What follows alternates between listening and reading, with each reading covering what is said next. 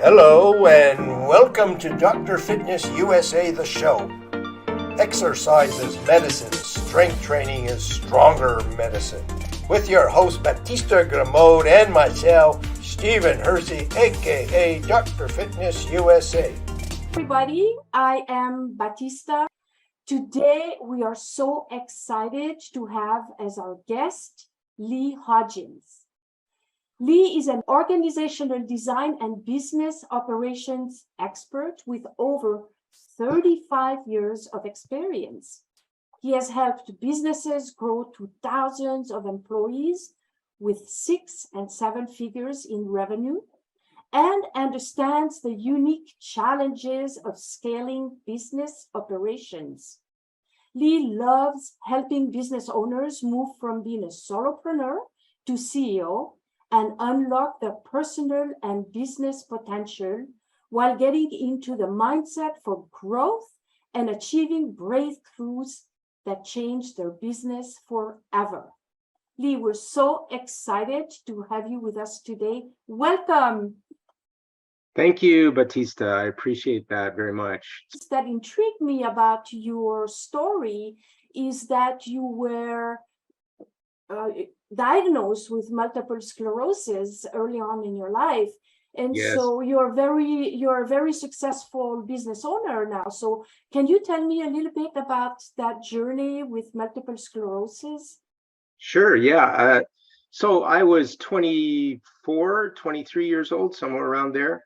And I was in the middle of doing my first business startup, actually, at that point.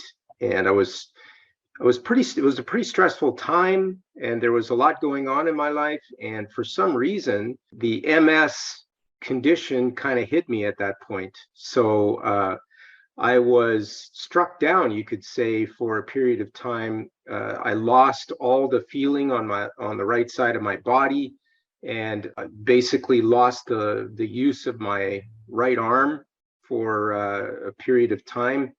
And so the doctors really didn't have a lot of solutions for MS at that point. Science hadn't really done anything to sort of, there was no cure, let's put it that way. So I was told that, there might be a chance that I would end up in a wheelchair, and or worse, I could die from it.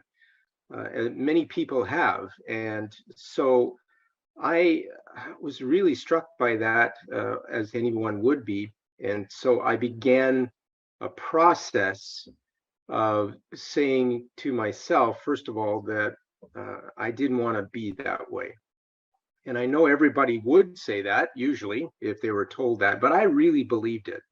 I believed that, there must be a way that I can either beat or learn to, control or somehow manage this condition. So I started on a lifestyle process that included what's commonly called a paleo diet these days, I think.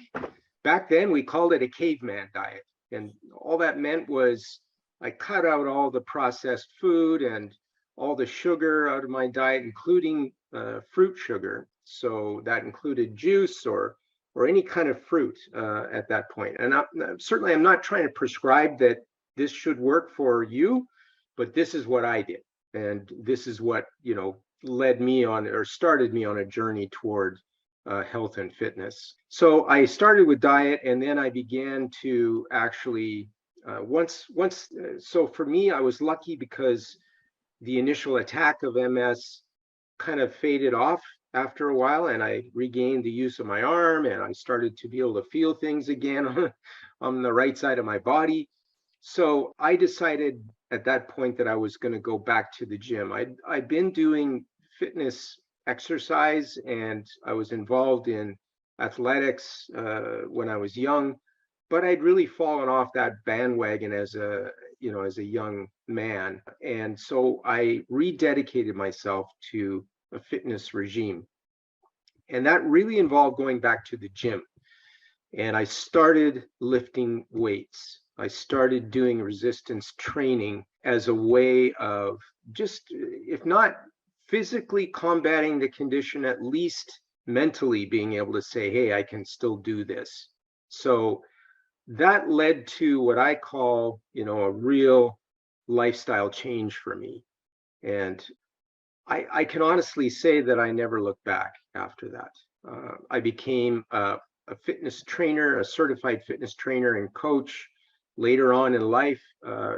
And I used that as kind of a platform for educating and training other people who felt that they had no other options, or they were in a position where they would never be able to do what I do. And so I really became that sort of glue and that inspiration for people who were struggling with their fitness for whatever reason, whether it was, just a lifestyle issue or whether they actually had disease conditions of some sort. So, and here I am. I just turned 60 this year, and I feel like I've never really looked back, as I said, and I just want to say that, if you find that you're behind the 8 ball for some reason in your life, whether it's, through disease or through, mental health issues, or whether it's through lifestyle or life circumstances, fitness can play a part in being able to rehabilitate you and get you on the right track again. So that's essentially my story. There's lots of other stuff, but we don't have to deal with that today. That's amazing. So you work with entrepreneurs and business owners in helping them scale your business. So I would imagine that mindset, that health mindset, is really something that you encourage them to embrace. Yes, very much so. Thank you for that. I'm what I call a small business to medium-sized business scaling specialist. So I deal with my audience is basically people who are owners or founders of successful businesses. These are not startups. These are businesses that are thriving, they're growing. And my mission is to help the entrepreneurs who started those businesses become even more successful CEOs as they navigate the management and operational behaviors that they need to take on as their businesses grow. There's a really tricky period of time in the life cycle of a business and of an entrepreneur who owns that business, where their business is growing and the entrepreneur finds that they don't necessarily have the skills that it takes to continue to grow with that business. So I work with and I coach entrepreneurs to basically develop that skill set that they need in order to actually help their business continue to grow. You were diagnosed very young. Yes. And you made a decision, you changed your mindset, and you said, Yes. I'm not going to let that stop me. The diseases of aging start when you are in your 20s and 30s. Yes. Oftentimes, of course, they're not diagnosed then because there's no evidence. So you were very fortunate that you had a diagnosis that you could say, yeah, I'm going to change my life. But for a lot of people, there is no diagnosis and they continue on the wheel. And especially as entrepreneur, you know that we are on the wheel a lot of times, right? Yeah. So I was curious. There's a definite message in your field to the decisions that you made early on. Here's the thing. When I coach entrepreneurs and business owners to change their behaviors, one of the first steps that I take in that process with them is looking at their mindset and looking at their value system and how that's influenced not only how they got into business in the first place, but how it's influencing their business as it grows in the present moment.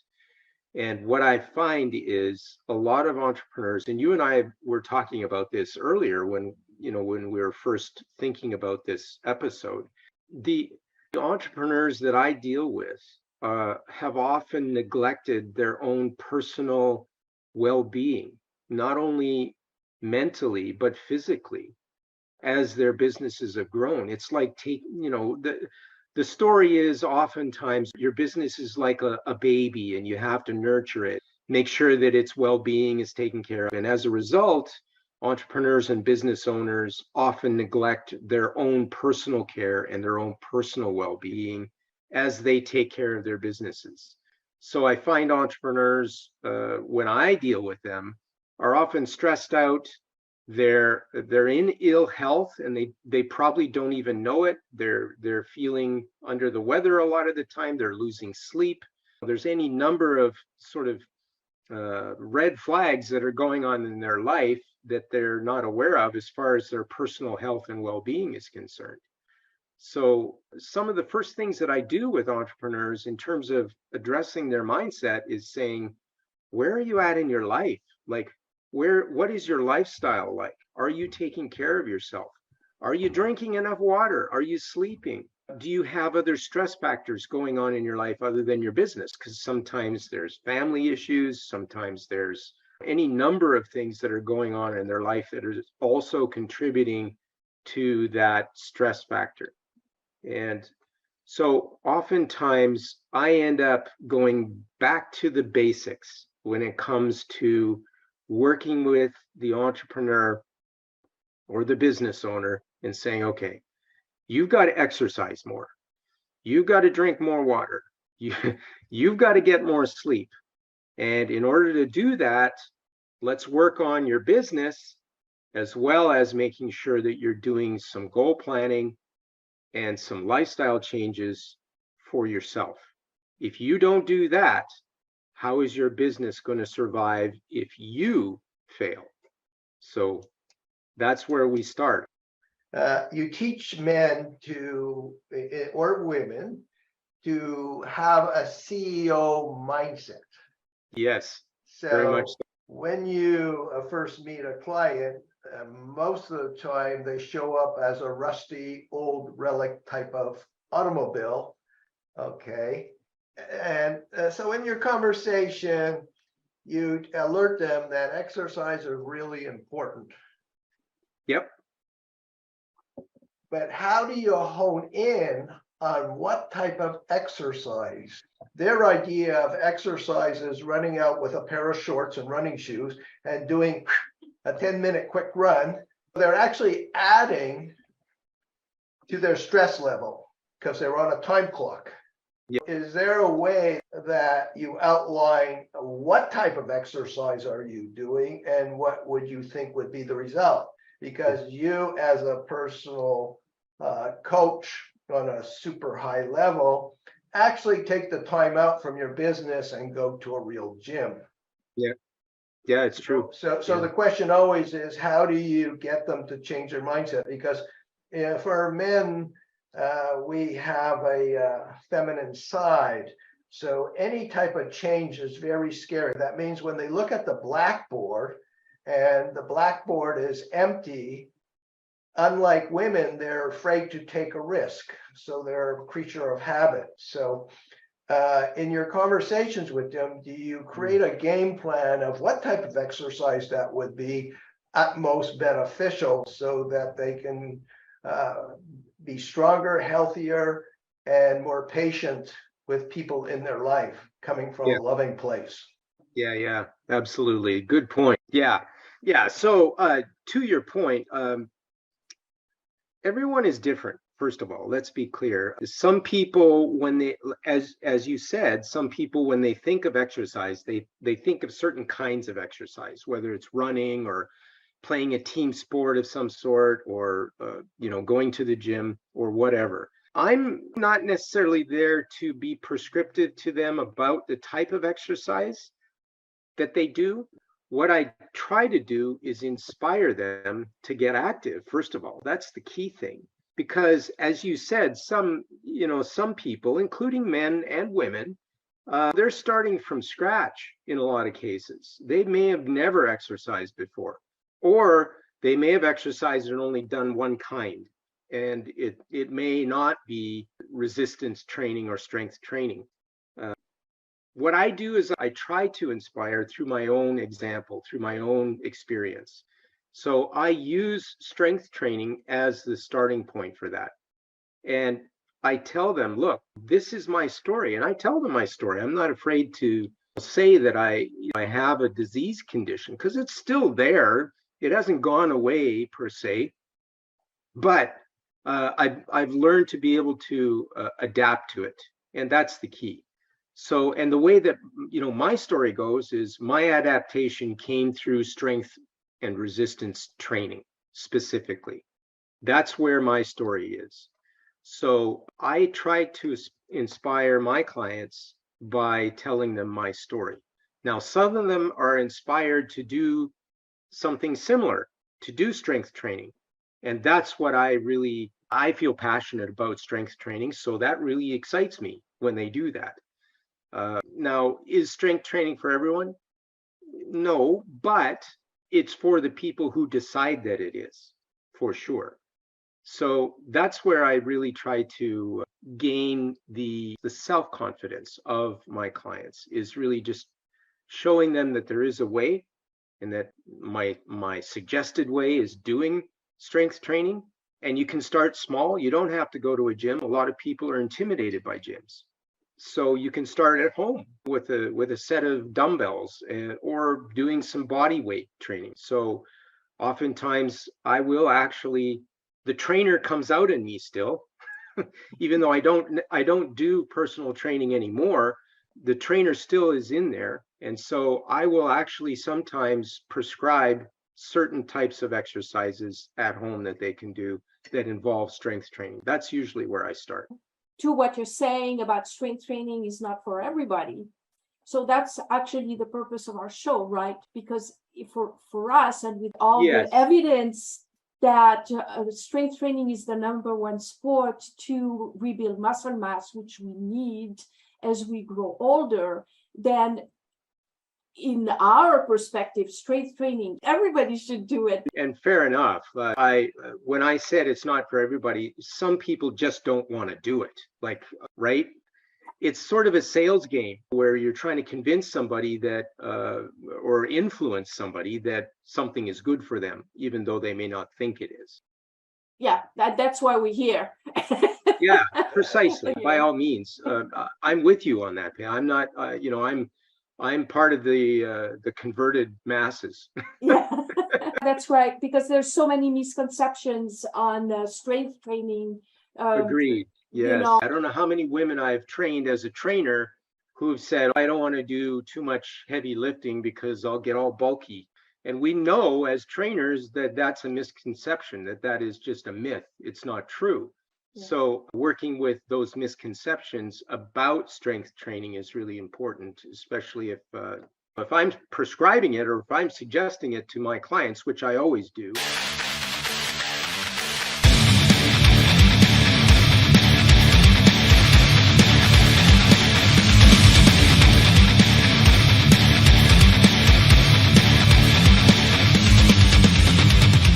Dr. Fitness USA's vision is to create a stronger, healthier society of people enjoying vibrant health, unshakable self-confidence, and a sculpted body they'll fall in love with.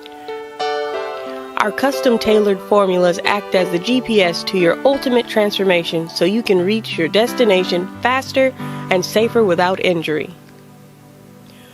The Feminine Body Design program teaches a woman the art of strength training from a female perspective and helps her achieve the feminine physique she always dreamed of having. The Body Design Formula program teaches men to achieve a sculpted, manly physique without injuries. Seniors can tap into the fountain of youth, get a new lease on life, rebuild their strength, and eliminate aches and pains. Those with injuries learn to rehabilitate them, recover mobility, and relieve back, neck, shoulder, and knee pain. Now, with working with Steven, just in, 4 workouts I think so far, if that, I have no pain in my knees like I used to. Suddenly a quietness in the mind, clarity. I mean, I don't have back pain anymore. It's amazing. It's just really amazing. I'm Bernie Dorman. I'm founder and chairman of CEO Space International, and I so endorse Dr. Fitness for leaders to have better lives.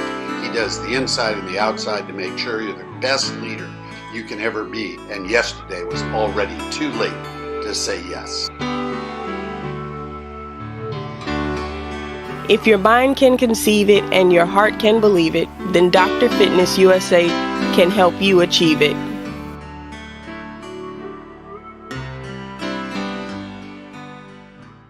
You even said yourself that when you started, you geared towards strength training and not bodybuilding. And I made that distinction that there's two different worlds. The world of bodybuilding, which is competition and steroids and all this, which is not necessarily healthy, but strength training in itself is really a healthy sport. Now, as a young man, you were smart enough that you were able to make that distinction and make a choice. We need to gear people towards making the right choice through education, right? Yes, So absolutely. And you're absolutely right. I didn't know that there was a difference between bodybuilding and strength training until much later in my sort of fitness journey. And then I realized after a while that because I was inspired by the Arnold Schwarzeneggers of the world, I can grow big muscles. But I discovered later on that that was a different world than the actual world of being able to lift heavy things. Because that's really what it's about. It's about lifting heavy things and being able to do it in a functional way that, you know, promotes health and vitality in your body. And I can speak to the health and vitality part specifically, personally. I like lifting heavy things. Yeah. I leg press 650 pounds. Did I tell you that? No, that's awesome. Smiling. I make the boys cry in the gym. Yes. You'll have all those big guys dropping their jaws at that rate. Yeah. Absolutely. What would you say to a business leader? This happened to me, and that's why I'm asking. 2 times it happened that they were looking for speakers to talk to their crowd on a summit. And when I presented my pitch about the health of entrepreneurs, in 2 occasions, they said, well, my audience are wanting to hear business tools. This is not a health platform, so I don't think you're a good fit for our audience. Twice. How do you rebuttal that? I think there's just one phrase that I would use, and that is, your health is business. Your health is your business. If you don't have your health, you have no business.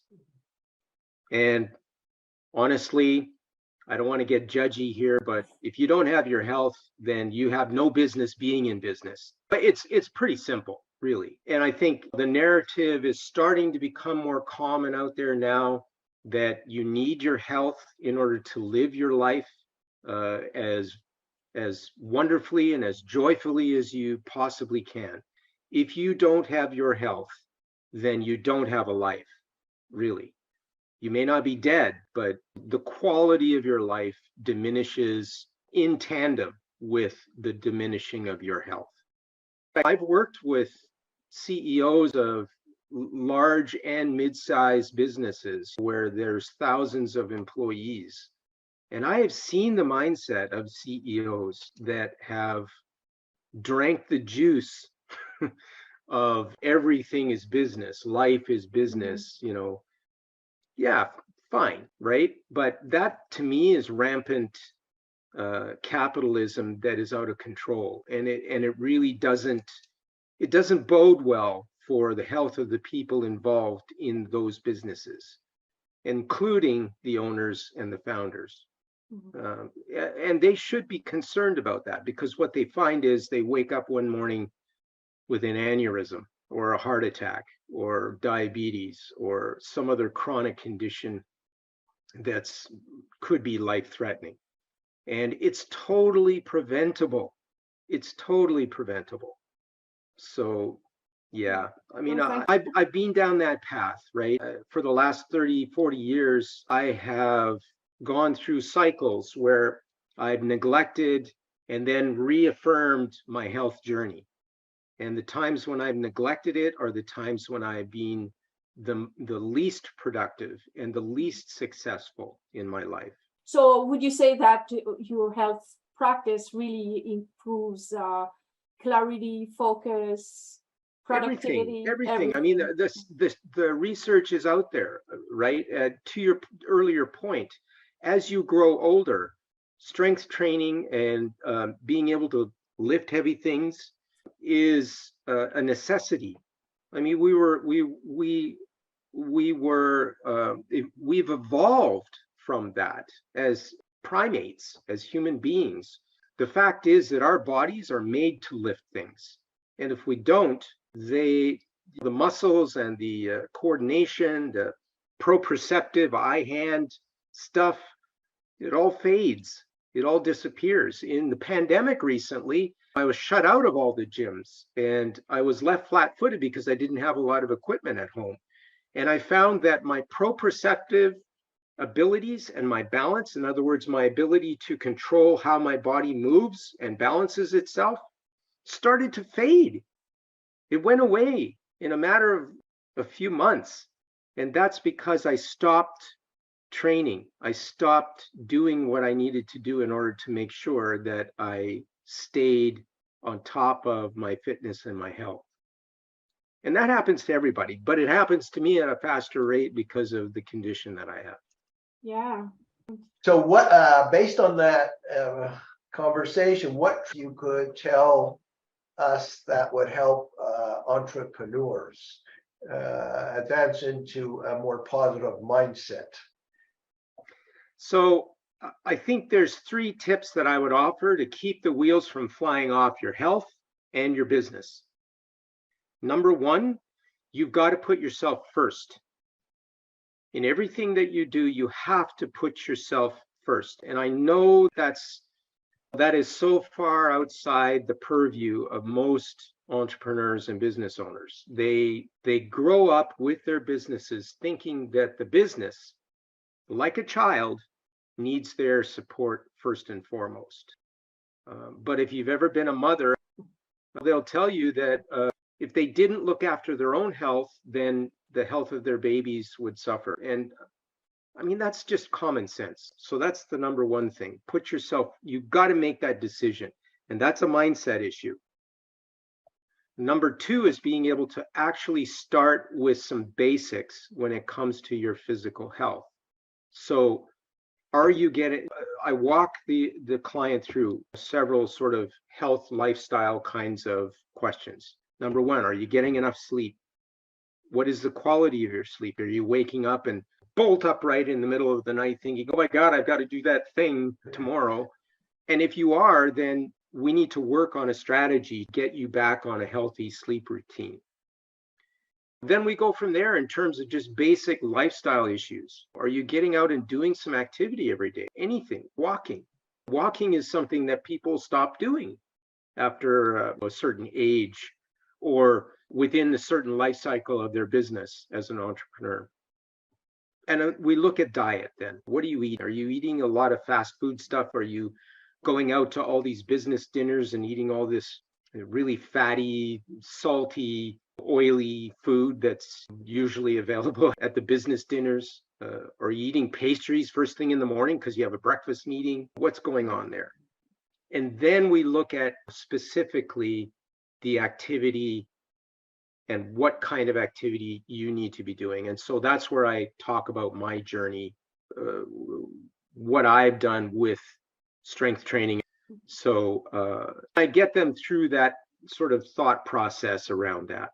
I let the trainer kick in after a while for me with my clients. And I kind of switch hats a little bit. So I go into the coaching side, but then I go into the trainer side as well. So those 3 things, really important. What is it that you're doing now that you couldn't do if you were on a wheelchair? You have this whole lifestyle that you promote traveling. Yeah, so I've been to 50 some odd countries around the world. I lived and worked in the Middle East for a number of years. I was one of the senior managers on a startup project that was in the oil and gas industry in the Middle East. I would never have been able to do any of that if I had not made those decisions early on to take care of my health and to develop a lifestyle that included strength and resistance training but also included, just taking care of what I eat, the kind of stressors I allow to, infect my brain, as we all have, and just being able to deal with life circumstances in a way that continues to promote the fact that life is something that is a joy to be lived, not a hell to be endured. So yeah, I've really taken that on. I have a bit of an adventurous spirit, so travel is one of my passions now.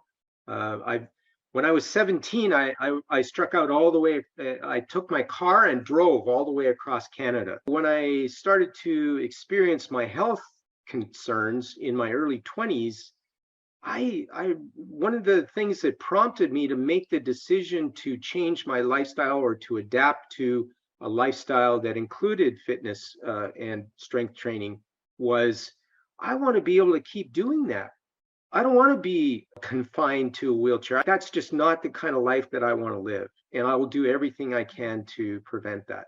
Yeah. Everybody goes through a point in their life where they have to make those critical decisions. And sometimes the clients that I work with are well into their 30s, 40s, 50s, and they're just then realizing that they have some key decisions to make about how they want to live their life. Okay, so Lee, I hear you have a free gift for our guests.